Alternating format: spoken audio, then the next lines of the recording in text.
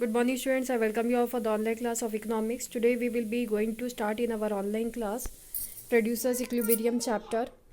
From Monday onwards we will be having the live classes through the Zoom, so it must be uploaded in your mobile app so that we can have the live classes also in between. I will tell you whenever I will be taking the live class before.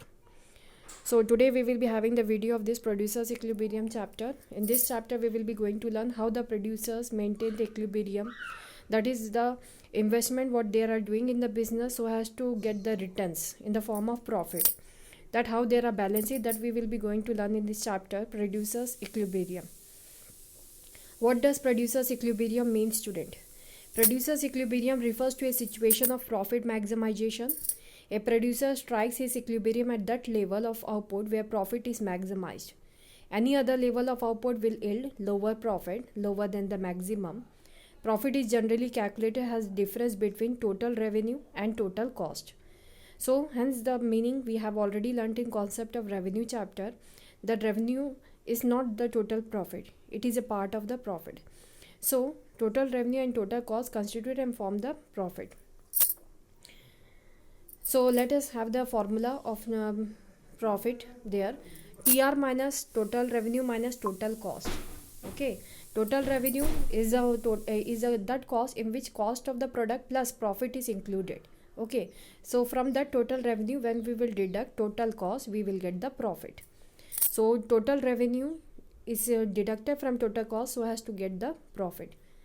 Producer's equilibrium is struck at that level of output where the pi is maximized. Pi is representing of profit. Profit is the only we want to learn, because producers, why they do the business so as to earn maximum profit. So that profit we can determine only when we are knowing the total revenue. In the total revenue we will deduct the total cost so as to get the profit. Now we will have another formula, students, total cost. Total cost, when we see, student, total variable cost plus total fixed cost. Since total fixed cost is constant, we can state that pi is maximized when the difference between total revenue and total cost is maximized, or when the difference between total revenue and total variable cost is maximized. However, it must be noted that while the difference between total revenue and total cost yields net profit, the difference between total revenue and total variable cost yields profit, gross profit. Gross and net profit, when we see, student, gross profit equals to total revenue minus total variable cost. Net profit equals to total revenue minus total variable cost plus total fixed cost. So what the difference we are seeing, in gross profit we only see the total variable cost, whereas in the net profit we see total fixed cost also with the total variable cost. So hence the formula of net profit can be total revenue minus total cost, because total cost equals to total variable cost plus total fixed cost. We know it is known as total cost. TVC plus TVFC. Okay. So it is known as total cost. You must know it in economics, the concept of profit has three aspects, which abnormal profit or extra normal profit when total revenue greater than total cost, or total revenue divided by quantity greater than total cost divided by quantity. Average revenue greater than average cost.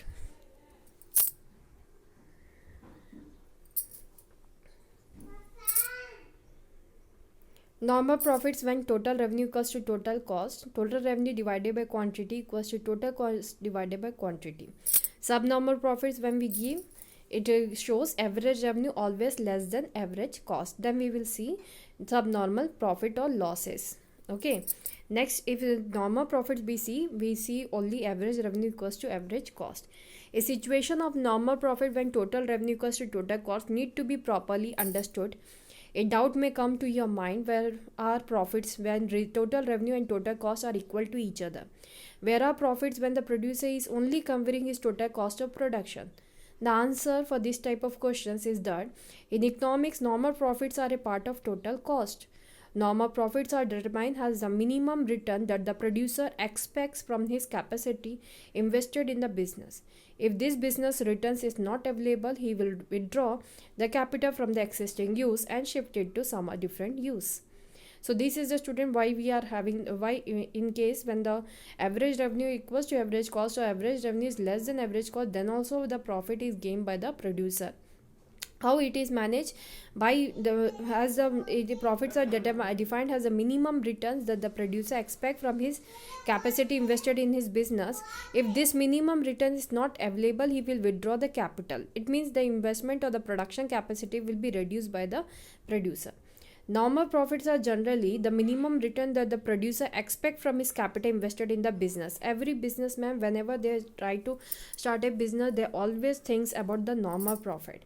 If this minimum return is not available, he will withdraw his capital from the existing use and shift it to some different use.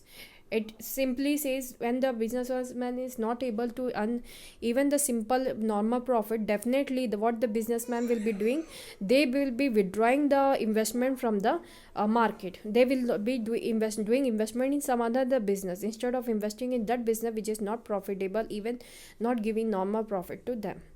Normal profits are a part of total cost. Conditions of producer's equilibrium in terms of marginal revenue and marginal cost approach is: producer's equilibrium is often explained in terms of marginal revenue as marginal cost of production. Profit is maximized or a producer strikes to equilibrium when two conditions are satisfied.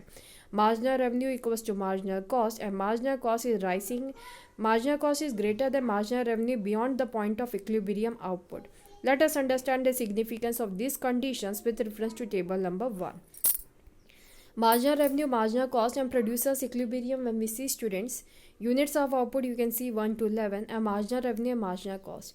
What we are observing, the marginal revenue is constant in every situation whenever the output is generated. Marginal cost is reducing from 15 to 12, then 10, then 9 and so on. And a situation where suddenly it increases. What we are seeing there, marginal revenue is the sum total. When we are adding up, we are seeing the marginal cost is kept. This data, from this we can get the profit, how much the profit is gained. First, 12 the marginal revenue and the marginal cost is 15. Definitely it is a loss situation because marginal revenue is less than marginal cost. The situation where the marginal revenue equals to marginal cost, there the normal profit will be gained. You can see table 1 is drawn on the assumption that the product price is constant for a firm as under perfect competition. It is assumed to be rupees 12 per unit, that is the marginal revenue. Marginal revenue equals to total cost. Constant average revenue implies constant marginal revenue, that is rupees 12. MC is shown as initially rising and subsequently falling. This is in accordance with the law of variable proportions. Falling MC is due to rising MP, a situation of increasing returns. Rising MC is due to falling MP, a situation of diminishing returns. We know MC is the reciprocal of MP. In table number 1, MR equals to MC in two situations: when 2 units of outputs are produced, when 10 units of outputs are produced. However, while in situation 1, when output is generated when output equals to 2 units, MC is falling. While in situation number 2, when output equals to 10 units, MC is rising.